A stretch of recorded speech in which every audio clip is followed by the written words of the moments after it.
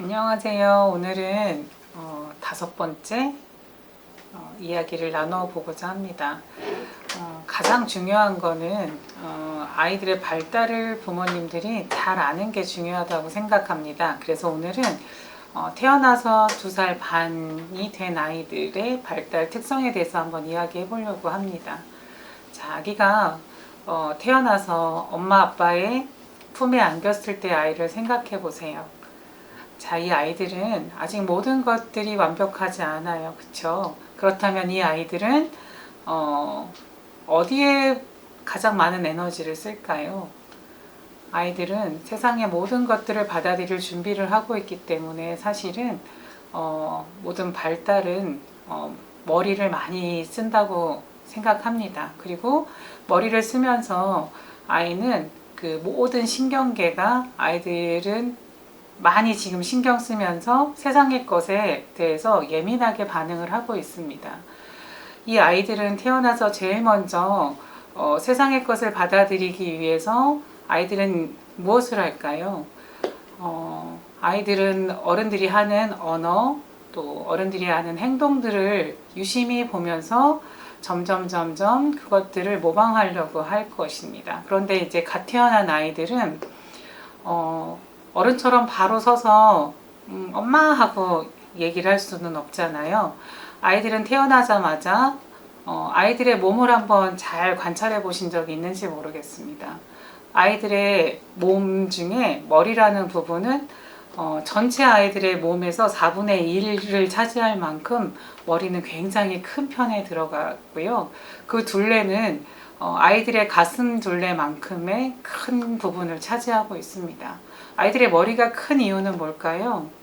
아이들은 아까 처음도 말씀드렸지만 아이들은 태어나서 머리를 많이 쓰면서 세상의 것들을 받아들이고 인식하는 부분에 있어서 많은 것들을 써요. 그래서 머리가 클 수밖에 없다고 생각합니다.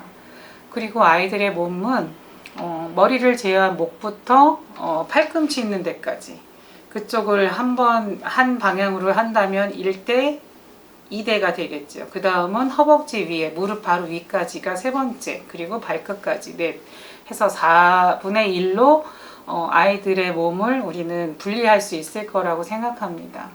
아이들의 손은 굉장히 짧지요. 그래서 만세를 불러도 아이들은 저희 어른처럼 이렇게 머리 위를 지나가지 않고 귀 있는 즉 머리를 벗어나지는 못하죠. 그리고 아이들은 골반하고 이 다리 쪽은 발달이 더 많이 늦습니다. 아이들이 처음 태어나서 가장 많이 사용하는 부분은 언어일 것 같아요. 처음에는 언어를 아이들은 어떻게 표현할까요? 응애 하면서 울음으로 아이들은 표현할 거예요. 그러면 어머님들은 이 울음이 무엇을 뜻하는 울음일까 굉장히 많이 고민을 하고 기저귀일까? 기저귀도 한번 열어보게 되고 배고픈가 하고 우유를 한번 주기도 하면서 아이들의 울음소리도 조금은 다르구나라는 거를 알아가기 위해서는 많은 엄마 아빠가 아이를 관찰하는 부분이 필요할 거라고 생각합니다. 그리고 아이는 그 언어라는 부분이 울음에서 시작을 했지만 나중에는 어떻게 될까요? 옹알이를 통해서 조금 더 엄마 아빠가 내는 또 세상에 대한 소리에 관심을 가지고 옹알이를 하기 시작을 하고요. 옹알이가 조금 더 발달하게 되면 어떻게 될까요? 빠빠, 맘마 이런 식으로 아이들은 아가 들어가는 여러 가지 단어들을 많이 소리내서 이야기하게 됩니다. 그렇게 발음을 한 아이들이 어느 순간 엄마, 아빠라는 단어를 사용하게 되면서 언어라는 부분에 있어서 아이들이 사용할 수 있는 그런 단어들로 이제 이루어지게 되겠죠. 자, 그렇다면 언어들은 이렇게 발달을 하게 되는데 슈타이너는 언어라는 부분을 아이들이 처음 배울 때 어른들이 하지 말아야 할 부분이 있다라고 얘기했어요. 그건 바로 뭐냐면 어른들이 아이들에게 맘마 줄까? 코 잘까? 이런 아이들의 언어로 사용하기보다는 배가 고프구나, 밥을 먹어야겠구나 라고 세상에서 사용하는 언어들을 사용해줘라 라고 얘기를 하고 있습니다. 그리고 그 다음에 아이들이 발달하는 곳은 뭘까요? 아이를 키워본 부모님들은 그 다음에 아이들이 똑바로 누워 있다가 어느 순간 뒤집기를 하고 나서는 앉으려고 할 거예요. 여기까지의 아이들의 에너지는 어떨까요? 아이들은 상체가 먼저 발달하게 됩니다. 그래서 가슴하고 팔 쪽이 많이 발달을 하게 되고, 그렇게 많이 움직이는 아이들은 여러 번 뒤집기를 하기 위해서 실패하는 경우들을 많이 경험하게 될 거예요. 그래서 정말 땀을 흘리고, 그러나 그것을 기꺼이 함께 해주는 아이들을 보면서 어른들은 경이로움까지도 느끼게 될 텐데요.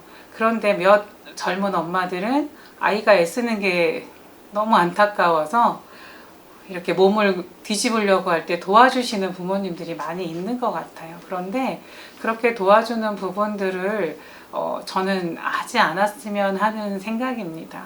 아이 스스로 여러 번 실패를 하지만 정말 힘들게 한번 뒤집혔을 때 그 아이가 느끼는 그 쾌감이나 그 의지, 이런 부분들은 다시는 경험할 수 없는 굉장히 큰 도움이 되기 때문에 부모님들도 안타깝고 바라보고 있을 때 어떻게든 도와주고 싶은 마음이 있으시겠지만 거기에서 멈춰주시면 어떨까 하는 생각이 듭니다.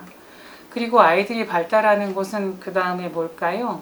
아까 제일 발달이 늦었다고 하는 이제 골반 쪽이나 다리 쪽이 이제 발달하게 됩니다. 그래서 앉았던 아이들은 서려고 노력하죠. 처음에는 무엇인가를 이런 책상을 잡고 일어나려고 노력을 하고, 그러다가 손을 한번 떼어보기도 하고, 그리고 한 발을 띄어보게 되고, 그 순간들이 지금은 말처럼 굉장히 쉽지만 사실은 아이들은 그렇게 일어서기까지 또 한 발을 내딛기까지는 굉장히 많은 그 중심을 잡으려고 하고, 또 어떻게 해야 내가 힘을 분배할 수 있는지를 이 아이들은 정말 수백 번, 수천 번을 연습하면서 나중에 한 발을 딛게 되고, 그 한 발이 아이들은 이제 두 발까지 딛게 되고 뛰어다닐 수도 있는, 그렇게 되겠죠. 하지만 2살 반까지의 아이들 중에서 이렇게 직립하기 전까지의 과정 중에서 요즘 아이들은 이 부분을 조금 건너뛰고 성장하는 아이들이 있어요. 그게 뭘까요? 어머님들이 아이들을 한번 생각해 보시면, 우리 아이는 앉고서 바로 섰어요 라고 하는 분들이 있는가 하면, 우리 네 발로 기다가 이제는 허벅지, 무릎으로 깃는 것들을 아이들이 연습하고 그리고 일어섰어요 라는 부모님들이 훨씬 더 많을 거예요. 그런데 정말 저희 어머님들하고도 얘기를 해보고, 또 제가 오랜 경력 동안 만난 부모님들과의 어떤 상담을 통해서 보면 기는 것들을 많이 잊어버리고 선 아이들이 상당히 많아졌어요. 왜냐하면 어른들이 기는 상황들을 아이가 모방하지 못한 부분도 있겠지만 무엇인가 이제 아이들이 딛고서 일어날 수 있는 여러 가지들이 좀 많아진 것도 있고, 또 아이가 있는 방에 너무도 많은 장애물들이 있어서 아이들이 그런 부분에 있어서인지 아니면 왜 그런지 정확하게는 모르겠지만 기는 부분을 많이 상실하고 일어서는 아이들이 많아지고 있다고 합니다. 그렇다고 한다면 기지 않는 아이들은 그럼 큰 문제가 있을까요? 저는 큰 문제가 있다고 생각하지는 않지만 발달 단계에서 꼭 이루어서 가는 부분들은 저는 꼭 아이들은 하고 가는 게 더 좋다라고 생각합니다. 요즘에 코로나 때문에 마스크를 쓰고 있어서 아이들의 언어 발달이 굉장히 지연되었다라는 이야기들을 아마 어머님들도 많이 알고 있고, 또 어머님들 자녀 중에서도 그런 아이들이 있다고 생각을 합니다. 그런데 이 언어랑 기는 것하고는 굉장히 밀접한 관계가 있어요. 그래서 언어에 조금 문제가 있는 아이들이 있다면 이 2살 반까지 이 시기 중에 아이들이 길 수 있는 부분들을 부모들이 많이 함께 연습해 주는 것도 저는 굉장히 중요하다라고 생각합니다. 그리고 아이들은 기어서 온 방을 네 발로 배로 밀면서 이제 처음엔 다니겠죠. 그 다음에는 손을 이용할 수도 있고, 그 다음에는 무릎을 굽혀서 기어 다닐 수도 있고, 그러다가 엉덩이를 치켜들고 뻣뻣하게 네 발로 이렇게 걷는 것도 연습을 하는 아이들, 그 다음에는 직립하게 되는데 어머님들이 느끼셨을 거예요. 첫 발을 뗐을 때의 그 기쁨. 그래서 어머님들은 아이와 함께 있을 때에는 물론 작은 일들은 할 수 있지만 아이의 그런 정말 경이로운 순간들을 놓치지 않도록 어머님들은 아이와 함께 있을 때 눈을 떼지 않는 것도 굉장히 중요하다고 저는 생각합니다. 자, 언어라는 부분을 이제 얘기하고 아이들이 진입하는 부분을 얘기하고 무언가 아이들이 자기가 해냈다라고 생각했을 때 아이 스스로도 막 박수를 치고 이런 부분들 어머님들 아마 많이 봤을 것 같고요. 그랬을 때 부모님들의 마음은 어때요? 이 세상에 무엇인가를 다 우리 아이가 가진 것처럼 아이만큼의 기쁨을 부모님들도 함께 누린다고 생각합니다. 0세에서 2세 반까지의 아이들 중에서 또 키우면서 가장 부모님들이 어렵게 생각하는 부분, 특히나 이제 직장에 아이들을 두고 나가야 되는 엄마들은 이제 돌이 지나기 전후로 해서 아이들이 무엇이 생기죠? 낯을 가리는 부분이 생기게 됩니다. 어떤 아이는 낯이라는 부분을 거의 느끼지 않거나 아주 약하게 지나가는 아이들이 있는가 하면 아주 강하게 그 낯선 사람에 대한 경계를 많이 부리는 아이들이 있을 거예요. 그런 부분을 어머님들도 많이 경험하셨을 것 같은데 세상에 대한 부분에 있어서 낯선 사람에 대한 경계가 없는 아이도 저는 문제가 있다라고 생각을 하지만 너무 심하고 강하게 그 경계를 짓는 아이들 또한 저는 우리가 유심히 살펴보고 도와줘야 되는 부분이지 않을까라는 생각이 들고요. 그리고 0세부터 이제 태어나서 1년 이상이 된 이후의 아이들 커갈 때까지 저는 어머님들 아이를 보는 그 어떤 부모님들이 내지는 할머니 이렇게 아이를 보는 사람들이 계속 바뀌기보다는 한두 사람이 그냥 꾸준히 그 아이를 바라봐 주는 게 훨씬 더 안정적이다. 근데 또 그렇게만 자란 아이들은 낯을 더 많이 가리지 않을까요? 라고 생각하지만 진정으로 엄마나 아빠와만 지낸 아이들 중에서 부모에게 대한 신뢰를 잘 가진 아이들은 어린이집에 처음 왔어도 잠깐의 낯설음은 있지만 사람에 대한 신뢰라는 기본적인 부분을 아이들은 갖고 있기 때문에 훨씬 더 편안하게 적응을 할 수 있다고 생각합니다. 그런데 아주 강하게 세상에 대한 부정을 하는 아이들은 함께 있으면서도 부모 아니면 안 되고 정말 자지러지게 세상에 대해서 거부하는 그런 울음을 많이 표현하는 아이들이 있을 거예요. 그런 부모님들은 그런 아이를 어린이집에 두고 출근을 할 때면 마음이 찢어지고 내가 일을 계속 해야 되나 말아야 되나 여러 가지 이제 갈등 상황에 있게 되기는 하겠지만 가장 중요한 건 그런 아이들이 이제 새로운 사람을 만났을 때 그 사람도 우리 엄마 아빠처럼 좋은 사람이다 라는 부분을 아이가 빨리 적응하고 느낄 수 있도록 부모가 걱정이라는 부분들 또 선생님이나 아이를 봐주는 사람에 대한 신뢰를 갖는 것이 가장 중요하다라는 생각이 듭니다. 그래서 부모님들이 아이가 세상에 대한 거부감을 덜 느낄 수 있도록 집에서 함께하는 그 2년 동안에 아이는 충분히 사람에 대한 신뢰를 가질 수 있도록 노력하시는 부분이 너무너무 중요하다라고 생각이 듭니다. 그리고 지금 계속 반복된 이야기이기는 하지만 아이와 함께하는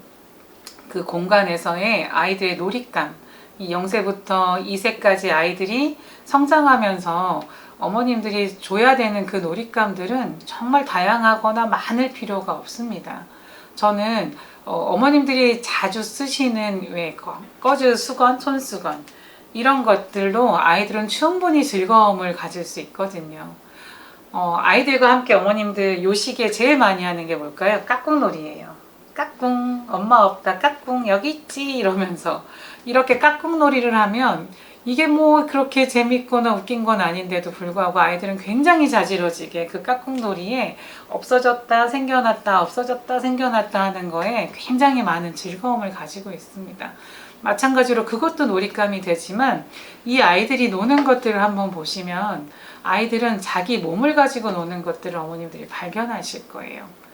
어느 날은 손가락이 이 손 주먹이 하나 다 입에 들어가기도 하고 발을 끄집어서 입에 넣는 아이들을 보기도 하고 그리고 또 옷에서 어떤 끈 같은 거를 발견했을 때도 그렇고 또 이 아이들은 세상에 대한 엄마가 여기 밥 먹거나 젖을 주거나 우유를 줄 때 이렇게 꺼즈 수건을 여기 아이의 이렇게 목덜미에 이렇게 넣어주잖아요.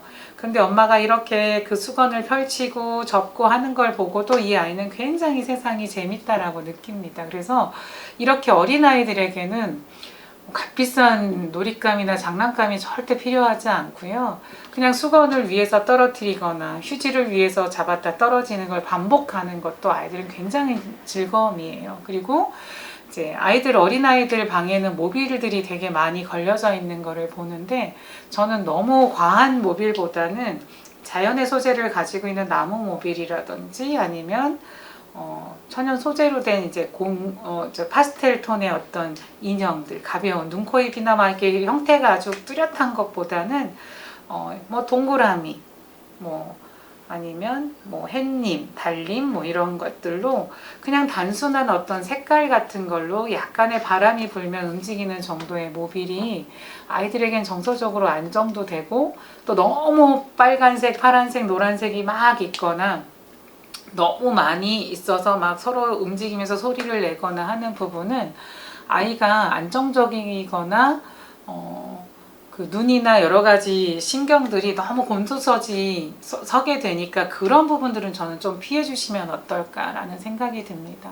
그리고 이 시기에 가장 중요한 것은 얼마나 아이가 보호를 받고 있느냐인데요. 지금까지의 보호라는 부분은 우리가 많이 얘기했지만, 이 시기에 갓 태어난 아이들은 우리가 베네쪼골이라고 해서 그런 부분들을 만들어주기도 하고 사서 입히기도 하고 그러는데, 이 베네쪼골이나 이런 부분은 어떤 소재가 좋을까요? 어머님들 다 아시겠지요. 처음 태어난 아이들이 피부와 만나는 것은 굉장히 세상에서 주는 그 어떤 따뜻함이라든지 또 아이의 손에 이렇게 닿는 여러 가지들은 좀 부드럽고 좋은 거면 좋겠다라는 생각이 들어요. 그래서 갓 태어난 아이들은, 예전에 할머니들은 어떻게 하셨을까요? 굉장히 꽁꽁 아이의 몸을 움직이지 못할 정도로 싸매했었어요. 발도 그렇고 손에서도 손싸개를 하거나 머리까지도 모자를 써서 아이들이 다 세상에 대해서 뭔가 이렇게 보호를 받고, 또 움직일 때마다 뭔가 내가 닿는 그런 느낌들로 내가 닿았을 때 그 기분이 나쁘지 않았어 라는 거를 느끼게끔 꽁꽁 싸맸었던 것 같아요. 그런데 요즘 어머님들은 어떻게 아이들을 키우시니까요? 제가 본 어머님들 중에 아이들은 모든 손과 발이 밖으로 다 노출되어 있어요. 물론 아주 갓난아이들 같은 경우에는 싸개를 싸는 어머님들도 있지만, 예전처럼 꽁꽁 싸매는 부모님들은 본 적이 별로 없고요.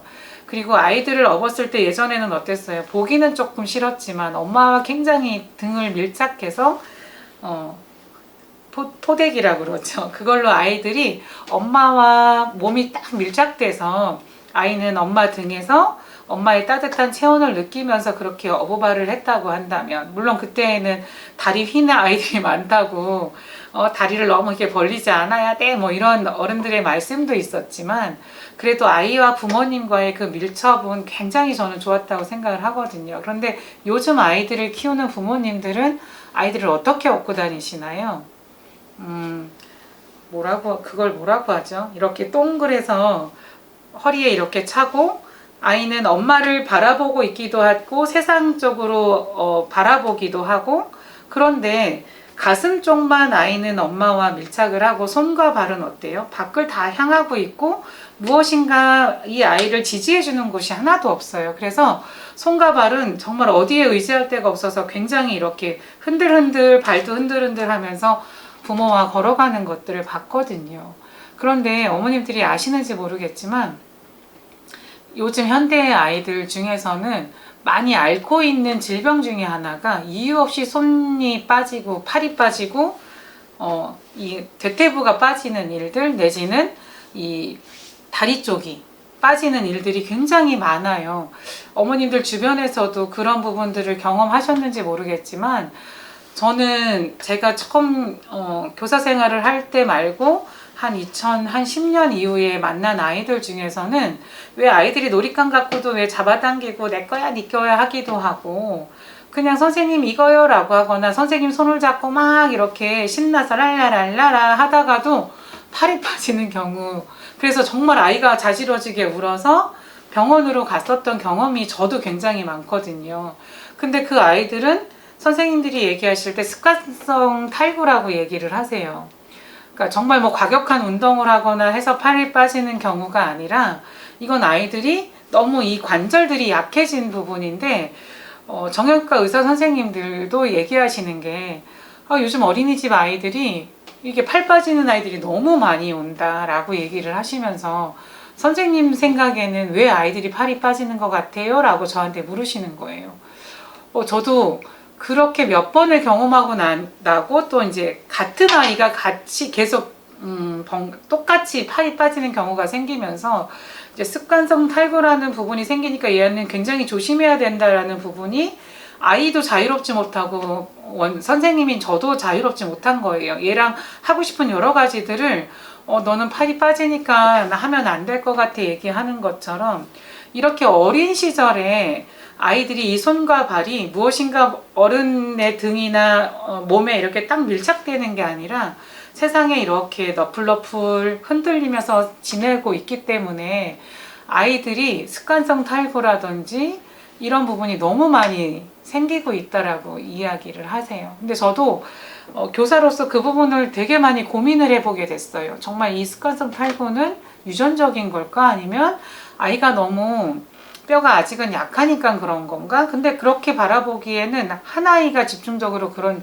일들이 많아지니까 이 부분을 저도 좀 고민하게 되면서 부모님들이 아이들을 데리러 오거나 데리러 가거나 아니면 제가 지하철을 타거나 어떤 쇼핑센터를 가거나 시장을 가거나 마트를 가거나 이럴 때 아기를 데리고 오는 부모님들을 저도 조금 더 유심히 들여다보게 됐어요. 그랬더니 정말 아이가 이 손과 발이 자유롭게 흔들흔들 하면서 지지할 곳이 없다 보니까 아이들이 습관성 탈구가 생겼을지도 모르겠다라는 생각을 저도 하게 됐거든요. 그래서 다음번에 또 그 아이가 이렇게 탈구가 돼서 선생님하고 또 같은 선생님께 데려가서 팔 좀 끼워주세요 라고 갔을 때 선생님이 얘는 진짜 지금 5번째인데 얘 너무 이렇게 빠지면 여기에 기부스를 좀 해줘야 될 것 같다라고 얘기를 하셨어요. 그래서 제가 선생님이 그때 저에게 던지신 질문이 너무 제가 아이들의 선생님으로서 정말 고민을 안 해봤구나라고 생각을 해서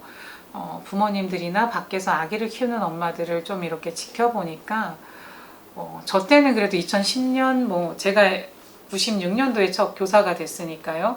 그래서 지금까지 이렇게 보면 이제 그렇게 해외에서 들어온 애기띠가 생기면서 부모님들은 이거 외국에서 들어온 거니까 훨씬 더 좋은 거야 라고 하면서 기하급수적으로 포대기라는 부분이 사라지고 부모들이 멋있게 옷을 입고 아이를 안아도 품위 있게 내가 예쁘게 꾸민 것들이 가려지지 않는 그런 것들을 선호하게 된 것 같고요. 또 그 시기쯤에 태어난 아이들은 손과 발이 어딘가에 종속되지 않고 나풀나풀 거리다 보니까 제가 봤을 땐 관절이 약해진 부분도 있겠구나라는 생각이 들어서 그 선생님께 제가 조금 고민해보니 이런 부분이지 않을까라고 생각하는데 선생님 생각은 어떠세요? 라고 했더니 그 선생님이 이걸로 선생님 논문 하나 쓰세요 라고 얘기를 하시더라고요. 선생님 말이 딱 맞는 것 같다. 자기도 거기까지는 생각을 못 했었는데 지금 이렇게 습관성 탈구의 원인들이 많아지는 이유들을 정말 찾아본다면 물론 먹는 거라든지 집안의 환경이라든지 유전적인 부분도 있겠지만 선생님이 이야기하신 것도 굉장히 중요한 부분일 거라고 생각이 되고 또 아이가 지내는 곳에 소파니 예전에는 그냥 방이었잖아요. 이불 펴고 개고하는 방에서 이제 침대가 있고 이러다 보니까 아이가 충분히 운동하고 돌아다닐 수 있는 부분들이 많이 부족해진 부분도 저는 있다라고 생각합니다. 그래서 이 0세부터 태어나서 2살, 2살 반 정도의 아이들은 우리가 조금 더 어른들의 시선에서 또 보호라는 측면에서 우리들이 어떤 것을 놓치지 않고 가야 되는지를 많이 좀 고민해보고 가는 부분은 좀 더 생각해 봐야 되지 않을까. 그리고 지금 제가 만나는 어머님들께도 저희도 이제 0세부터 7세까지 다 있는 원이다 보니까 어머님들이 그렇게 아기띠를 메고 오면 어머님 이렇게 아기띠보다는 포대기가 조금 보기는 싫어도 아이하고의 그 정감이라든지 아이의 그런 관절이나 여러 가지를 위해서는 이런 부분이 필요합니다 라고 얘기를 드리면 젊은 어머님들은 아유 선생님 그런 거가 근데 요즘에는 구하기도 쉽지 않고요. 또 이렇게 하는 게 제가 좀 편해요 라고 얘기를 하고 원장님 이렇게 해도 아이가 이렇게 거꾸로 안으면 저에게 탁 달라붙어서 괜찮아요 라고 얘기를 하세요. 그럼 저는 그렇게 꼭 그 퍼대기를 아니죠. 알기띠를 써야 된다고 한다면 어머님이 그런 부분을 조금 생각하시면서 팔과 다리를 조금 더 이렇게 밀착시키고 안아준다든지 이렇게 엄마 손도 자유롭게 핸드폰을 들고 뭐 이쪽엔 가방 들어서 아이는 전혀 밀착 없이 그냥 엄마의 가슴에 그냥 매달려 가는 그런 행동들은 좀 줄여주시면 어떻겠냐고 말씀을 많이 드리지만 사실은 그런 부분이 쉽게 고쳐지지는 않는 것 같아요. 근데 지금 당장은 아이가 뭐 팔이 빠지거나 이런 부분이 눈으로 보이지 않기 때문에 부모님들은 그 심각성이나 그 어려움들을 바로 지금은 느끼지 못하고 그냥 또 편안하고 편리하고 좋으니까 사용을 하시지만 미래의 우리 아이들을 위한다면 이런 부분들은 어머님들이 조금 생각해서 가시면 어떨까. 포대기가 은근 또 멋있고 예쁠 수도 있거든요.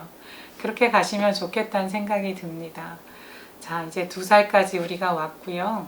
다음 시간에는 2살에서 5살까지의 아이들의 발달 특성을 조금 보면서 또 우리는 무엇을 조금 도와줘야 될까 좀 고민해 보도록 하겠습니다.